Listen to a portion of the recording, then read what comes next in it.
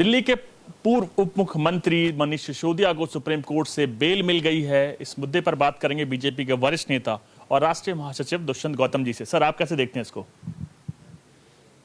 Bell मिली है, केजरीवाल को भी मिली थी। बाहर आए, जश्न मनाया, बड़ा उत्साह वर्धन किया, जो गालियां दे सकते थे पब्लिक और जनता को, नेताओं को दी और फिर चले गए।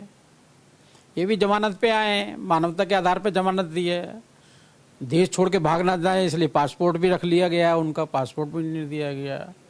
10 लाख की जमानत मिली है।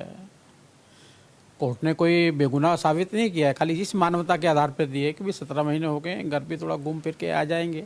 सर, अगर आम आदमी पार्टी की बात की जाए तो कार्यकर्ताओं में खुशी की लहर है और जो एमपी है राज्यसभा संजय सिंह, उन्होंने कहा सत्य की जीत हुई है। हाँ, सत्य की जीत तो केजरीवाल भी आए थे और चले गए।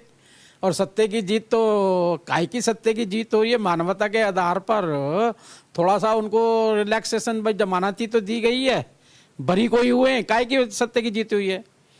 आपका पासपोर्ट जब्त कर लिया, आप बाहर ना भाग जाएं देश से, ये सत्य की जीत है। 10 लाख के मुचलके पे छूटे हुए सत्य की जीत है क्या है? आपने कोई प्रूफ नहीं दे पाए कि आप बेगुनाह हैं, ये सत्य की जीत है क्या? ऐसे नाटक और ड्रामाकार तो ये है ही है। ड्रामा करना, प्रेस कॉन्फ्रेंस करना, 2 ही काम है इनके, इसके अलावा कोई भी काम नहीं है। सर, एक सवाल है जेपीसी से लेकर, जो कि वक्फ बोर्ड वाला बिल जेपीसी में चला गया। बीजेपी का कहना है कि हम सबका साथ सबका विकास के तौर पर आगे बढ़ रहे हैं। विपक्ष का कहना है कि ये हमारे प्रयासों की जीत है। देखिए, ये सिस्टम है, पार्लियामेंट का सिस्टम है और आया है तो कमेटी में गया, कमेटी में चर्चा होगी, डिस्कस, फिर पास होगा। हम कोई अड़ियल कोई है, हम तो पार्लियामेंट्री सिस्टम से चलने वाले हैं। ये लोग अल्पकालिक ढूंढते हैं। अब शोर मचा दिया, हंगामा कर दिया, चलो चलो मुसलमानों को वोट मांगने चलते हैं, देखो हमने ये कर दिया, हमने वो कर दिया। थोड़े दिन बाद कोसना शुरू कर देंगे, गाली देना शुरू कर देंगे। तो इसलिए इनका जो बहरूपियापन है देश जानता है।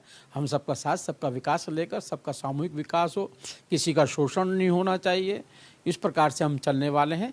अगर मुस्लिमों के लिए भी कुछ है तो मुस्लिमों के सब वर्ग के लिए होना चाहिए, महिलाओं के लिए भी होना चाहिए, पुरुषों को भी होना चाहिए, जितनी उनमें जातियां हैं उन जातियों के लिए भी होना चाहिए। आखिरी सवाल मेरा ये है कि विनेश फोगाट मामले में कांग्रेस संसद ने प्रोटेस्ट किया और आगे भी प्रोटेस्ट करने को लेकर बढ़ रही है।